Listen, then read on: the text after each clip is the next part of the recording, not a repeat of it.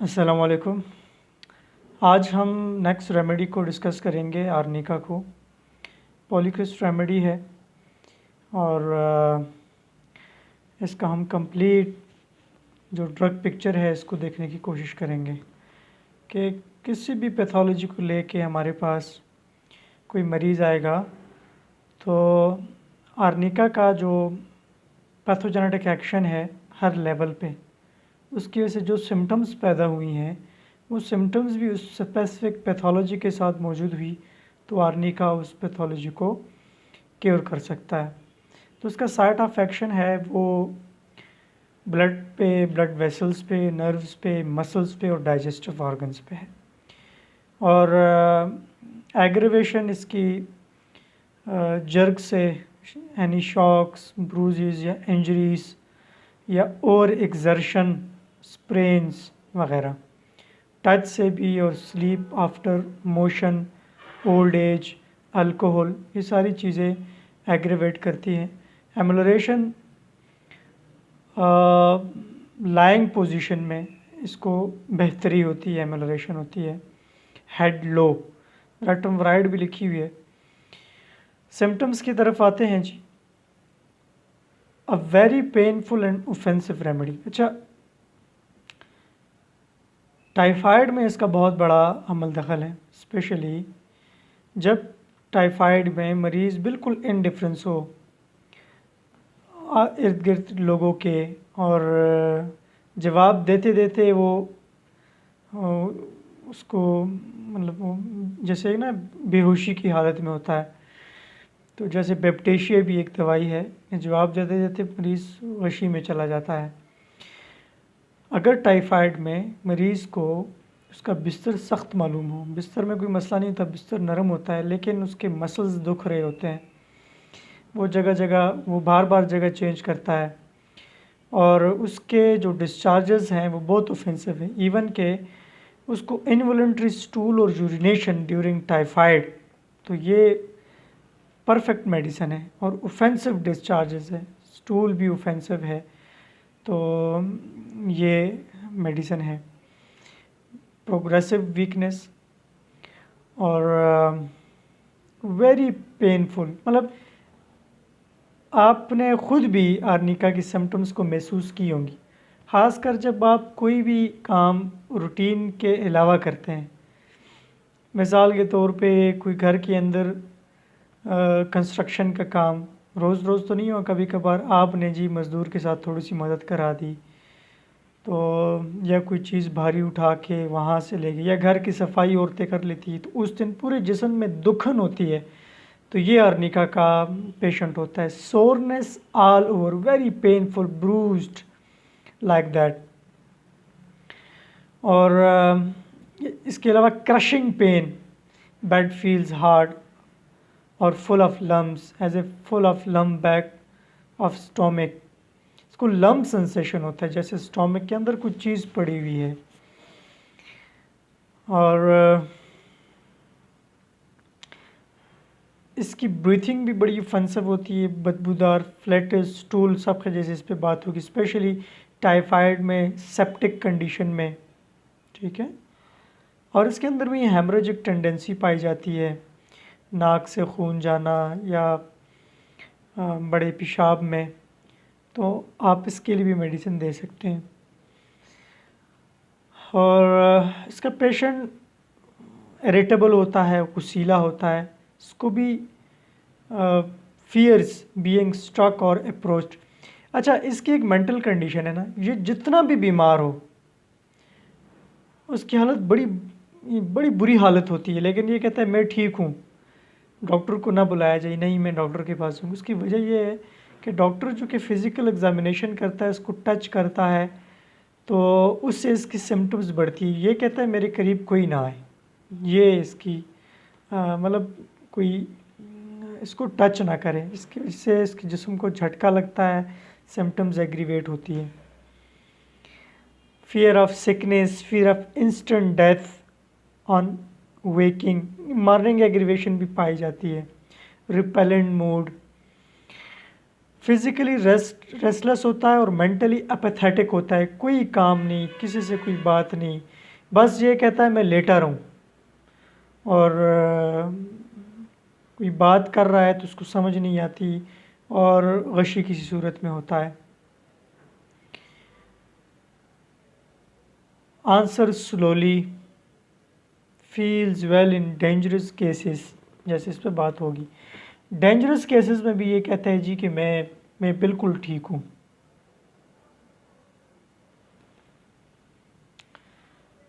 और blood shot eyes, आंखें इसकी सुर्ख होती है, चेहरा भी इसका कंजस्टेड होता है, जैसे हमने बेलाडोना में पढ़ा, लेकिन बेलाडोना के अंदर वो अपनी सारी डिटेल उस रेमेडी को फिर दोबारा सुन लीजिएगा, आपको डिफरेंस मालूम हो जाएगा। एपोप्लेक्सी यानी ब्रेन हेमरेज में इनिशियल स्टेजेस में आप ये मेडिसिन दे सकते हैं। Fevers, bright red, puffy fauces, red strip down centre of tongue, post nasal dropping, catarrh of antrum, गले में जो कीड़ा गिरता है उसके लिए भी ये अच्छी मेडिसिन है अगर साथ में एसोसिएटेड सिम्टम्स हो। इरेक्टेशन, टेस्टिंग ऑफ बैड एग्स, इसको डकार आते हैं और फाउल ब्रीथिंग भी होती है, और ऐसे जैसे ना गले सड़े ख़राब अंडों की जैसे बदबू इसको महसूस होती है। दिन को इसको बिल्कुल भूख नहीं लगती, लेकिन रात को इसको ना कैनाइन हंगर जिसे बोलते हैं, बहुत ज़्यादा भूख। और ऐसा पेट का दर्द, ऐसा एपिगैस्ट्रिक पेन जिसके अंदर स्टूल बहुत ज़्यादा ऑफेंसिव होते हैं, acrid foamy stools, cutting in kidneys, urine retain और dribbles after labour, must wait for urine to pass. अच्छा, वेट और डैम्प वेदर में बंदा भीग जाए तो उसके बाद अगर उसको गले के मसाइल या नज़ला ज़ुकाम हो जाए, पूरा जिस्म दुखता रहे, दुखन हो, तो आप ये मेडिसिन दे सकते हैं। ऐसे आम पेन में कि नीचे लटकाने से उसको बेहतरी महसूस होती है। Heart beat shakes whole body, जैसे देखें, अच्छा ये दवाई मैंने कहा मसल्स के ओवर स्ट्रेनिंग में, ओवर एक्सर्शन में, जैसे मैं जाऊं और जिम में एडमिशन लूँ, तरतीब होती है, चंद दिन वार्म अप करना चाहिए, थोड़ा बहुत कभी कुछ 5 सेट्स लगा लिए, 4 सेट्स लगा लिए, लेकिन मैं पहले दिन ही जाके मैं 20-20 सेट्स लगाऊं तो मैं दूसरे दिन टिपिकल आर्नी का हूँगा। तो देखें, हार्ट भी एक जो है वो मसल है, अगर बहुत ज़्यादा ओवर एक्सर्शन से पेशेंट हाइपरट्रॉफी का उसकी पेशेंट बन गया, हार्ट की हाइपरट्रॉफी होगी, या उसका जो पंपिंग है वो लेबोरस है, उसकी वजह से वो हाइपरट्रॉफी का पेशेंट हो गया, तो आप ये मेडिसिन दे सकते हैं। लेकिन एक चीज़ कि उसके पूरे चेस्ट में पेन होती है मरीज़ के, और कपड़ा भी टच नहीं होता, ऐसे होता है ना जैसे यहाँ किसी ने ज़ोर से मुक्का मारा हो या लात मारी हो, और बहुत रेस्टलेस होगा। तो आप ऐसे पेशेंट को हार्ट के, और ऐसी बीटिंग होगी जैसे पूरे जिस्म को हिलाए, तो आप इसको इस पेशेंट को दे सकते हैं। एंजाइना के पेशेंट में weakened heart muscle, pains goes from left to right, और अंडर स्किन अगर हेमरेज हो जाए, इकीमोसिस जो कंडीशन होती है उसमें आप दे सकते हैं। वेरी सोर एक्नी और crops of small boils, symmetrical eruptions, skin में भी बहुत अच्छा इफेक्ट है, लेकिन टच एग्रीवेशन और वेरी सोर दुखनदार दर्दे भी साथ में हों।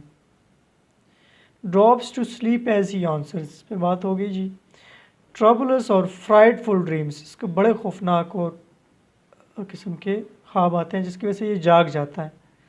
Coldness of pot lane on thirst during chill, hot head with cool body, इसका सर्द गर्म होता है और जिस्म इसका ठंडा होता है, just like belladonna. Must uncover but it chills him, reverse of nux vomica भी सर्दी लगती है लेकिन वो कवर करता है अपने आप को, लेकिन ये अपने आप को अनकवर करता है। कम्प्लीमेंट्री क्या है जी, इसकी बड़ी कम्प्लीमेंट्री मेडिसिन कैल्केरिया कार्ब है और नेट्रम सल्फ है और सल्फ्यूरिक एसिड है या एसिड सल्फ है। कुछ मैंने इसके लिए इसकी कंपैरेटिव स्टडी भी की, तो उसमें जो हाइपरट्रॉफी है हार्ट की, उसमें रुस्टॉक्स भी है। अगर पेशेंट के अंदर रिमेटिक डायथीसिस हो, मूवमेंट या मोशन एमलरेशन हो, तो आप रुस्टॉक दे सकते हैं। पेशेंट कोल्ड हो, थर्स्टी हो, then you can think about रुस्टॉक्स।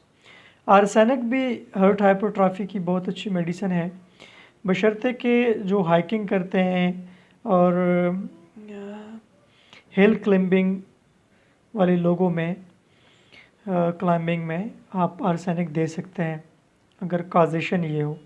और इस कंडीशन के लिए ब्रोमाइन भी एक अच्छी मेडिसिन है।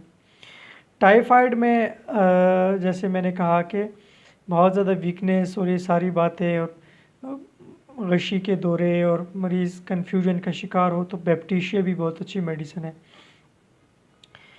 इंजरी में अब देखें, इसको बोलते हैं king of the trauma arnica. और आपको पता है लुक द शेफर्ड जो एक मेडिकल डॉक्टर था बेल्जियम का, वो आर्निका की वजह से होम्योपैथी में कन्वर्ट हुआ है। उसने कहा कि मैं अपने क्लिनिक में 2 या 3 मरीज़ों की वजह से मैंने कंपैरेटिव स्टडी की तरफ गया। एक वो मरीज़ा थी कि जो उसको इतना पसीना आता कि नीचे फ़र्श भीग जाता। दूसरा वो जिसको कोराइज़ा का मसला था, फ्लू का प्रॉब्लम थी। तो बेल्जियम में हर दिन में 2-3 दफ़ा मौसम चेंज होता है, तो ये एग्रीवेशन कॉज करता। मैं उनके लिए, क्योंकि मेडिकल में कोई इसका हल नहीं था, मैं उनके लिए गया एक लाइब्रेरी में। वहाँ मैं कोई होम्योपैथी बुक उठाई और मेरी नज़र आर्निका पे पड़ी जिस पे लिखा था किंग ऑफ द ट्रॉमा। तो मैं एक दिन बैडमिंटन खेल रहा था, तो मुझे पेन महसूस हुआ, जैसे आर्निका को डिफाइन मैंने आर्निका मंगवाई और आउट क्लास में हैरान रह गया इसके इफेक्ट को। तो फिर मैंने स्टडी करना शुरू किया और फिर डॉक्टर लुक द शेफर्ड एक बहुत बड़ा नाम है आज। तो किंग ऑफ द ट्रॉमा, इसमें अगर जनरल फाइब्रस टिशू की, सॉफ्ट टिश्यूज़ की इंजरी हो तो आप आर्निका, बल्कि आर्निका हर किस्म की इंजरी में आप पहले दे सकते हैं अगर इसकी एसोसिएटेड सिम्टम्स। लेकिन इंजरी ऑफ द लिगामेंट्स, इसमें आप रुस्टॉक्स देंगे। और ऐसी इंजरी जो टियरिंग वाउंड्स में आप कैलेंडुला दे सकते हैं, जो इन्फ्लेमेटरी प्रोसेस को भी रोक देती है और टिश्यूज़ की ग्रैनुलेशन भी शुरू कर देती है। नर्व्स की, खासकर उंगलियों की नर्व्स की, उंगली दरवाजे में आ गई या इस किस्म की, उसमें आप हाइपरिकम दे सकते हैं। सर्जरीज़ में जो सर्जन अपना नाइफ़ यूज़ करते हैं, सर्जिकल ब्लेड्स, उसके बाद इंजरीज़ में स्टेफिस गेरिया दे सकते हैं और कोर मेडिसिन स्ट्रोंशियम कार्ब दे सकते हैं। लीडम में जो पंक्चर बाउंड है, पॉइंटेड चीज़ों से अगर कोई इंजरी हो जाए तो हम दे सकते हैं। बोन्स इंजरी में आप रूटा दे सकते हैं, सिम्फाइटम दे सकते हैं। एम्प्यूटेशन के बाद आप सिम्फाइटम बहुत अच्छी दवाई है और एलिमसीपा भी बहुत अच्छी दवाई है। एलिमसीपा को हम जी नज़ला ज़ुकाम में यूज़ करते हैं, लेकिन एम्प्यूटेशन के बाद बर्निंग पेन्स में एलिमसीपा बहुत अच्छी मेडिसिन है। होपफुली आप लोग समझ गए होंगे कि आर्निका का जो कंप्लीट पिक्चर है वो क्या है। तो मोस्ट कैरेक्टरिस्टिक सिम्टम क्या है? Bruised pain all over the body as if beaten by someone. Thank you so much.